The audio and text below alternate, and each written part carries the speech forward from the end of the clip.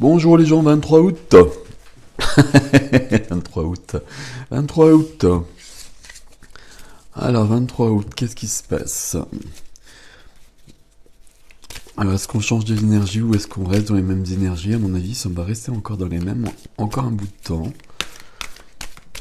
On va voir. Voilà. La compagne d'Odin qui arrive. Hop. Ah, on est quand même ailleurs. Ok. Et celle-ci elle est bonne. Il y en a deux, c'est la bleue, merci. D'accord. Ok, elle me fait rigoler cette carte. Freya. Freya, mais justement par rapport à ce que je disais, Freya, quand elle est là, c'est la fin et le début. C'est un cycle qui commence. Et il y a cette particularité avec Freya, donc qui nous vient du Nord, hein, que ce qui est faux est révélé, que la vérité est dite. Non, elle n'est pas forcément dite, mais elle apparaît en tout cas. Et que l'illusion disparaît. El Moria, qui vient ensuite, qu'est-ce qu'il nous dit El Moria sur la carte? Protection amour, évidemment, c'est le rayon bleu saphir. Protection masculin, sacré, et action, force. Ok, ok. Et Jophiel. Jophiel, qui parle de beauté intérieure, extérieure.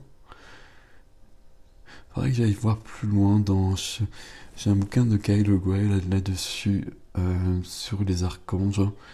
Et donc ce qu'il dit sur Jophiel.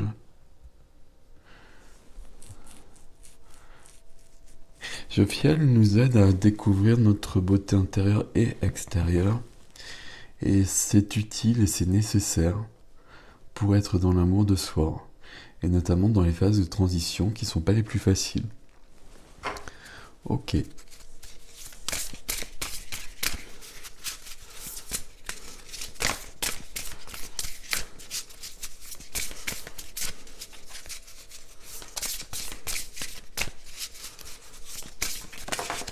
Hop. Donc j'ai toujours l'oracle de la lumière blanche. Je pense que je vais le garder jusqu'à la fin août. Après on passera peut-être à autre chose, je sais pas. Je ne sais pas. Et c'est la tablette d'Albâtre de Leila, qu'on connaît bien. Je vais quand même reprendre le guide pour voir notamment l'exercice de guérison peut-être.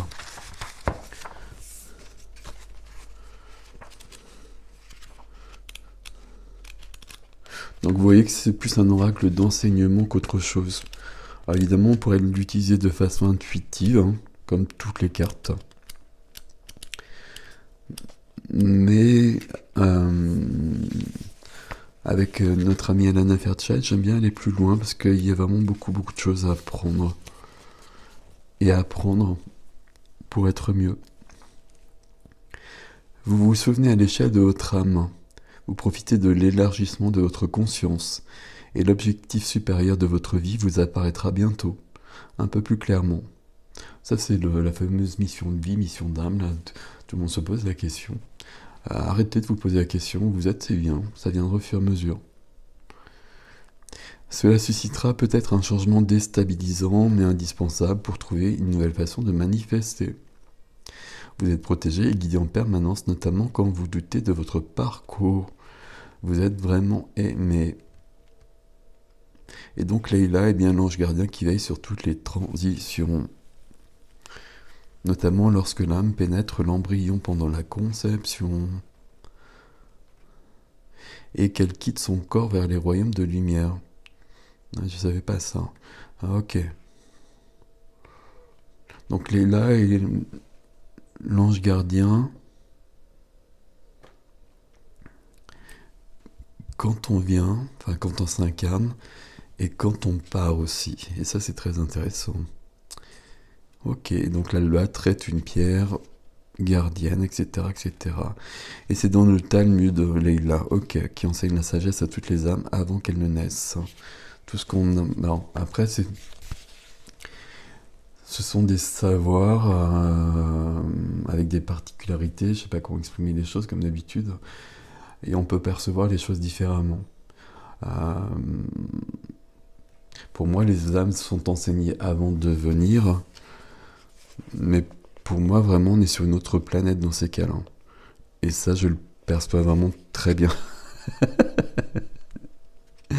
Et voilà. Et donc, peu importe en fait, peu importe les renseignements précis, on n'a pas besoin de ces renseignements précis en fait. On a juste besoin de savoir ce qui se passe en gros. Ok. L'exercice de guérison. Nanana. Je vous l'ai déjà donné celui-ci. C'est un point lumineux qui est dans votre cœur. Vous le laissez venir évidemment. Hein. Donc avant, vous vous installez, etc. Vous respirez surtout. C'est la seule chose à faire d'ailleurs. Respirez profondément. Et c'est de jouer avec cette lumière dans le cœur. Et de la retrouver. Et de la faire naître. Et cette lumière dans votre cœur, c'est Leïla qui vient vous redonner votre savoir et vos connaissances. Et qui vient, vous redonner des informations sur votre chemin. Donc là, justement, par rapport à cette fameuse mission de vie, mission d'âme, quand vous vous posez des questions, vous invoquez Leïla. Et vous faites cet exercice. Après, quand on cherche ce genre de choses, on ne trouve pas. Parce que c'est l'ego qui a besoin de ces renseignements dans ces cas-là. Et c'est pas l'ego qui va vous renseigner sur ces choses-là. Vous voyez ce que je veux dire? Vous prenez pas la tête avec ça, c'est pas très grave tout ça. C'est important, mais si vous êtes en chemin, vous êtes toujours où il faut. Et c'est pas parce que vous faites pas des choses magiques ou je ne sais quoi que vous n'êtes pas dans votre mission de vie. Ça n'existe pas. Votre mission de vie, elle sera peut-être plus active ou plus dans l'action plus tard ou pas. La mission de vie, c'est vraiment être le canal qu'on est venu incarner et laisser passer les énergies qui doivent passer. C'est pas forcément une action, pas pour tout le monde. Couleur. Et hop, c'est celle-ci. Eh bien, c'est le rose vif, dit-il. Mon cœur est relié à la vie. Il me permet de connaître mes responsabilités, mais aussi de sentir que je ne suis jamais seul. Ok. C'est pas tout à fait les mêmes énergies ici. On est quand même sur des choses qui augmentent toujours. Mais il y a beaucoup d'amour ici. Il y en a tout le temps. Mais là, il y en a beaucoup. Il y a beaucoup d'apaisement en fait. Et vibrer. Lève-toi. J'ai oublié le tarot. Je vais le faire après. Lève-toi, ressens ton ancrage profond à la terre. Sens ta connexion intense au ciel. Laisse la vibration qui t'anime, qui te passionne, qui t'énergise, traverser ton être et te porter. C'est ça la mission de vie, la mission d'âme. La définition, elle est là. Hop. Un chevalet magique. Et message de ton cœur.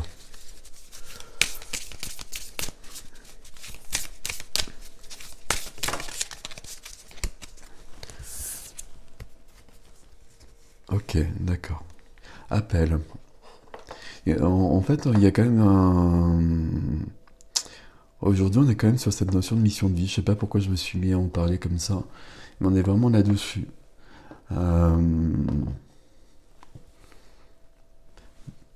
Pas pour la trouver vraiment, pour les gens qui cherchent. C'est vraiment ce que j'ai dit avant. Mais on est dessus là, on est, comment dire, ça vibre pour certains, ça augmente. Et vous êtes déjà dedans. C'est ça qu'il faut savoir. Euh, Ce sera peut-être plus net, il y aura des actions pour certains plus tard, mais vous êtes déjà dedans. Et c'est ça qui compte. La deuxième carte, c'est appel. Ressens monter en toi cet amour qui te prend, qui te redonne le souffle de vie, qui te fait traverser des montagnes, des rivières et des jungles entières. Et des jungles entières. Des jungles. Hop.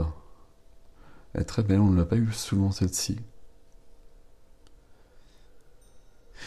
Mission de vie, c'est pour ça que je dis ça aussi, parce que justement la mission de vie, c'est l'appel. Mais par contre, quand il y a l'appel, après, parfois, pour certaines personnes, il y a bien des montagnes, des rivières et des jungles à traverser. Et c'est pas si simple que ça. Et des fois, voilà. Hein. Vous voyez ce que je veux dire. Ok. Alors, on va poser ça là. On va poser ça là. Donc je reprends le tarot, puisque je l'avais un peu zappé.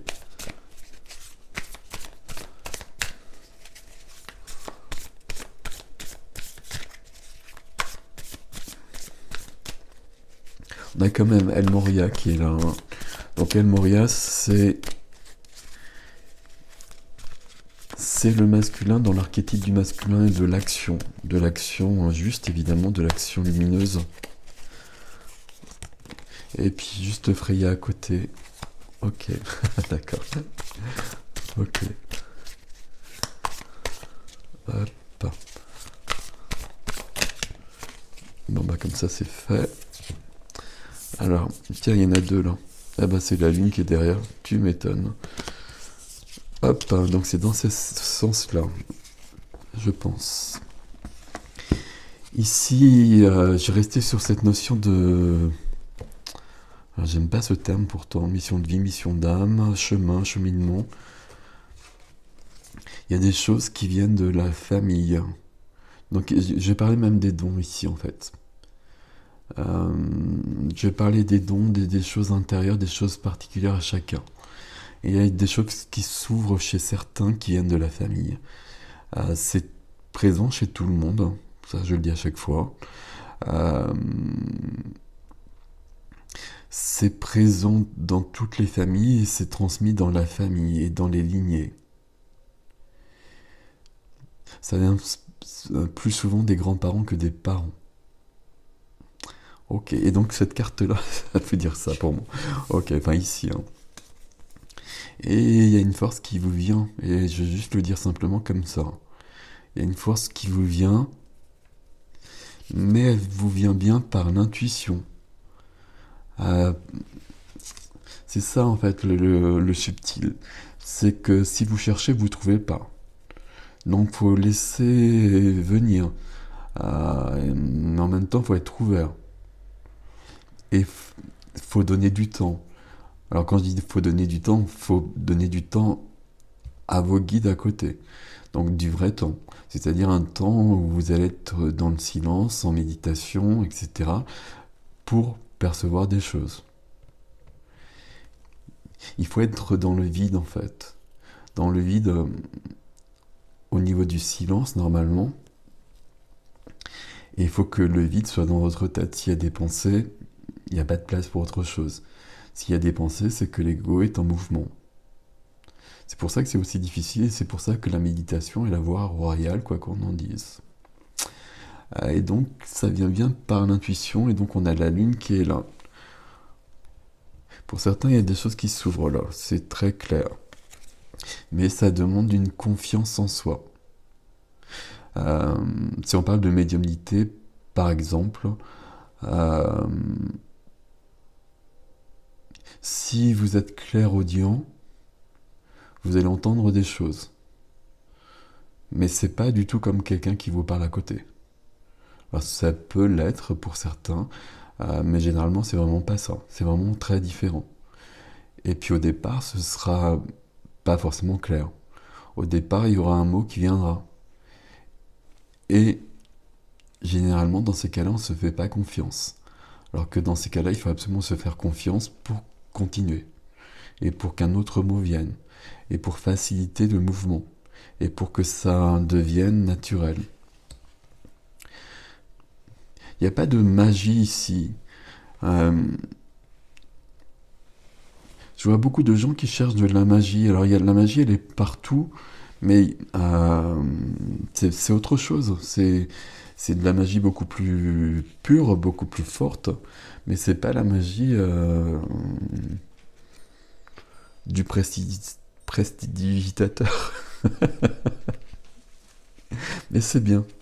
Ok, donc il y a des gens, ça s'ouvre ici, hein. Et on est bien sur un cycle. Vous pouvez faire l'exercice, hein, si ça vous parle vraiment, et si vous êtes perdu notamment par rapport à ça. Faites l'exercice justement dans le calme, dans le silence, et vous essayez de vous connecter dans votre cœur, et vous essayez de percevoir cette lumière qui est au niveau du troisième œil, là, chez notre ami Leïla, et vous l'invoquez. Et vous essayez d'abord de faire grandir cette lumière, de bien l'apercevoir, et puis après vous lui demandez de vous montrer le chemin, de vous envoyer des images, de vous envoyer des mots. Vous demandez ce qui est juste pour vous. Et de toute façon, ce sera toujours ce qui est juste pour vous dans ces cas-là. Ok. Alors 26 août, je suis au 26 août, pas du tout. Je suis focalisé sur le 26 août. Et je rigolais parce que la première phrase, c'est « tu as un énorme travail à faire ». Ok. Et contrairement à ce que je disais, où il faut surtout être. Mais même si on a des actions imposées, il faut vraiment être. Et ça demande une grande pureté, une grande humilité d'être pour poser les bonnes actions après. 23 août. Et je bois. 23 août. Laisse le pouvoir de l'esprit couler en toi et à travers toi. Ouvre-toi à ce pouvoir infini et rends-toi compte que son vrai secret réside dans le fait de rester en contact étroit avec moi, de puiser à la source infinie éternelle.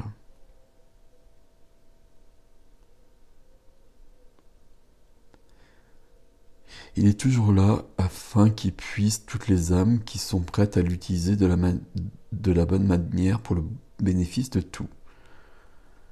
Alors je vais reprendre, parce que là je comprends pas ce que ça veut dire. Enfin, je comprends, il y a un accord qui est bizarre. Et donc voilà, j'étais prof de français, donc je reste... Il y a des anciens trucs qui restent. Alors ouvre-toi à ce pouvoir infini, c'est le pouvoir infini. Ouvre-toi à ce pouvoir infini et rends-toi compte que son vrai secret réside dans le fait de rester en contact étroit avec moi, de puiser à la source infinie éternelle. Il est toujours là, afin qu'il puise toutes les âmes qui sont prêtes à l'utiliser de la bonne manière pour le bénéfice du tout. Tu dois être prêt. Tu dois demander avant de pouvoir recevoir.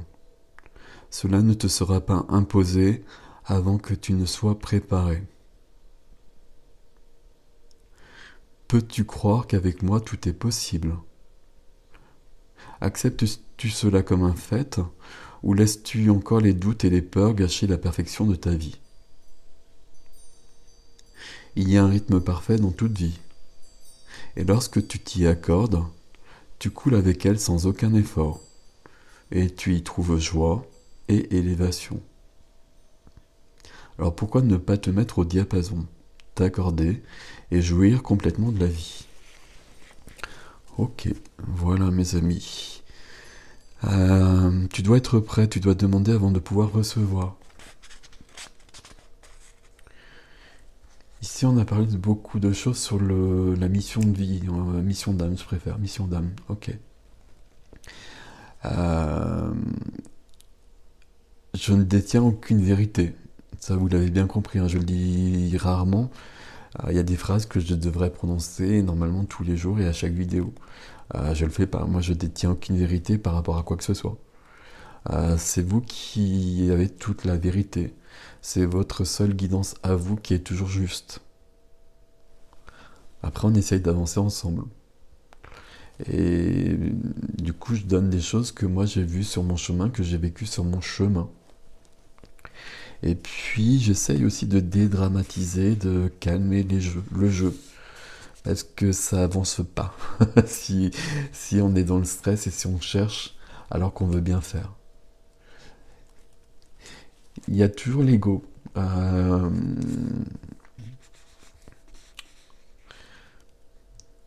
Malgré tout, c'est toujours l'ego qui est là et c'est la seule chose qu'il faut mettre de côté pour pouvoir avancer. Et c'est pratiquement la seule chose à faire en fait. Bon, je vous laisse avec ces considérations et je vous laisse prendre votre vérité à vous dans tout cela. Et dans ce texte de la petite voix d'Aileen Cady. Prenez soin de vous. À bientôt.